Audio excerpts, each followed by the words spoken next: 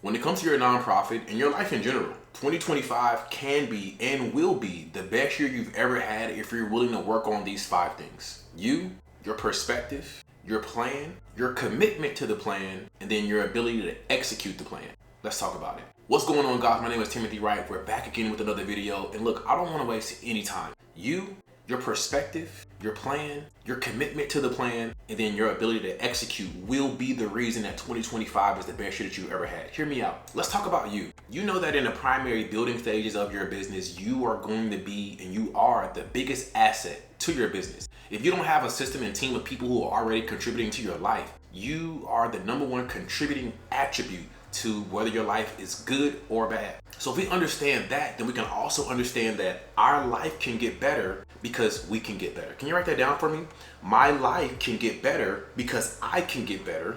And then there's more for me because there's more in me. I need you to really write that down. There's more for me because there's more in me. And if I choose to embrace the good, the best that's already in me, that's been living in me this whole time, if I choose to lean into that person and embrace that person and work on this person every single day of my life of 2025 has to submit to you. It has to submit to you. Why?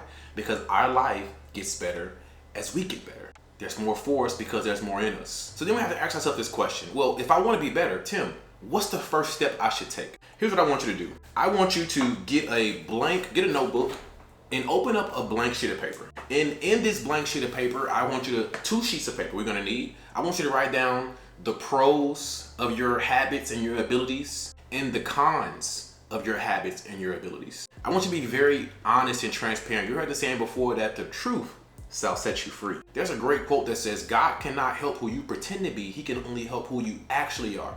The same thing aligns with God cannot move you from a place that you aren't actually at. He can only move you from a place that you are at. So if you act like you're here, but you're really here and you want to get there, there is some steps that you need to take to get here. But because we like to pretend like we already are here, we don't actually implement the steps to get us here and then take us further. Does that make sense? So we want to make sure that we are honest and transparent with ourselves so we can free ourselves of our habits, of our abilities, of our mindset, of our lack mentality. This is the first key to having 2025 the best year possible. We have to lean in 100% to ourselves and work on ourselves. Why? Because our life can get better because we can get better.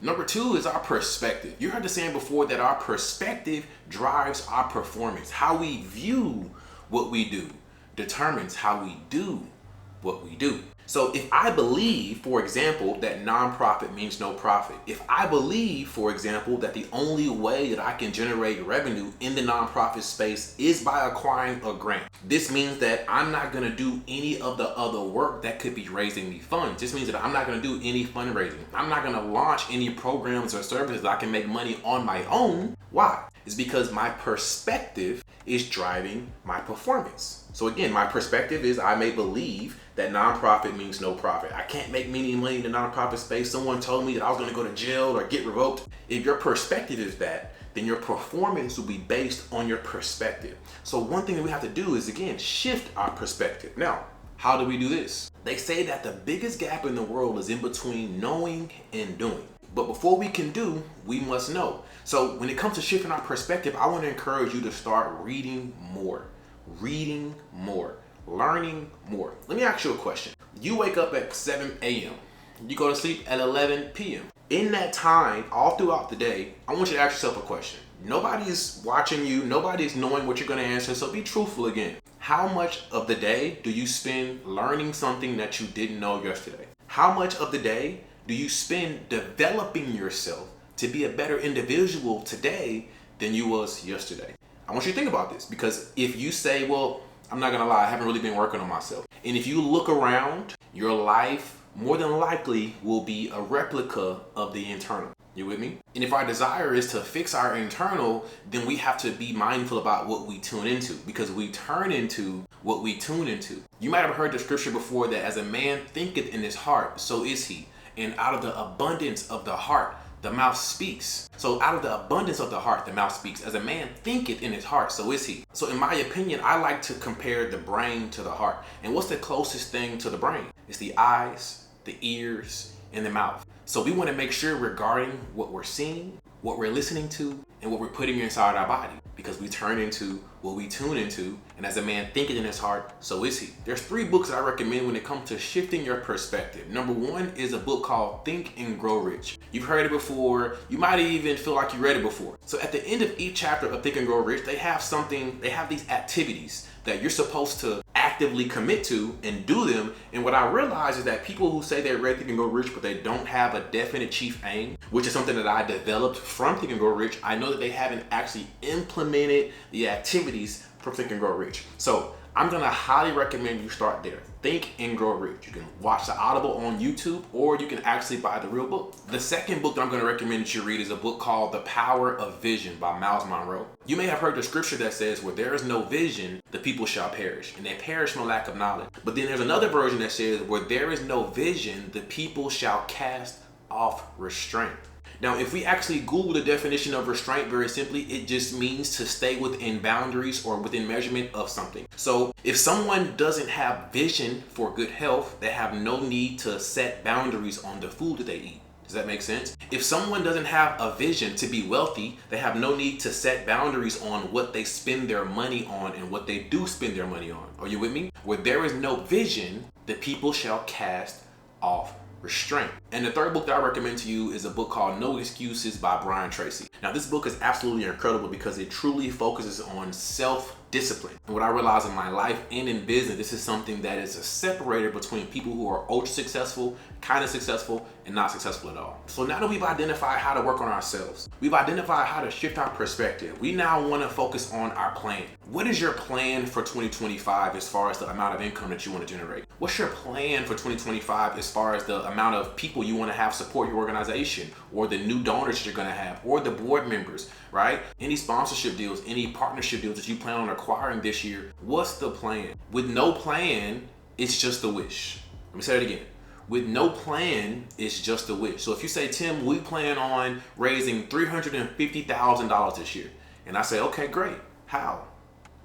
And then you get quiet and you have no idea, that's just a wish. Come up with an actual plan, because that's going to be something for you to follow, right? Which leads into the next one, is going to be your commitment. Your ability to commit to this plan and not waver just because it didn't happen for you in January, and not waver because it didn't happen for you in February or March, but you stay consistent and committed to this plan. You'll be so surprised what starts to unfold through your walk of faith. See, we all like to act like we have faith, but we don't actually want to walk it to prove that I actually have faith. We just want to say it. But the true showing of thy faith is to act and walk by faith, not talk by faith. So what I realized in my journey, the way to stay committed to my plan is to look for green flags. And let me explain what this is. You know how you're on social media or you're talking to a friend and everyone is always talking about red flags, like when it comes to meeting somebody. So they may smoke cigarettes, that's a red flag. They may not have a good relationship with their parent, and that's a red flag. Green flags are little signs that you realize, just like the red flags, that are signs for you to keep going instead of walking away. So what I like to do for my business is I like to identify green flags along my success. So although I may not have reached a $10 million business yet, but my initial plan was for me to make $10 million off social media, off my phone. So if that's the case, what little green flags can I use as like, this is working, to keep me encouraged along my journey? And it is the small sales. It's the comments on my YouTube videos. It's the comments on my TikTok videos. People emailing me saying that they love what I'm doing.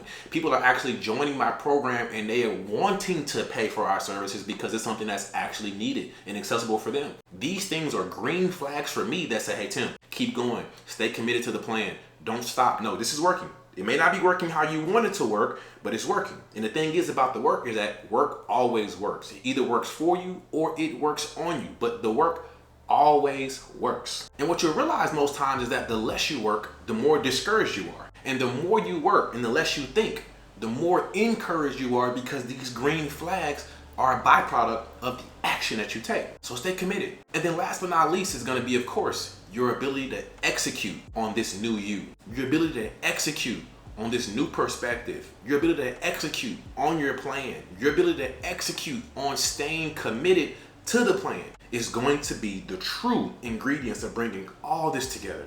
Execution. Can you write this down? 2025 is my year of execution. No talking, no overthinking, just action. Straight action, pure action, every single day. If you're in the business right now, hear me out. Monkey see, monkey do 10 times more than you.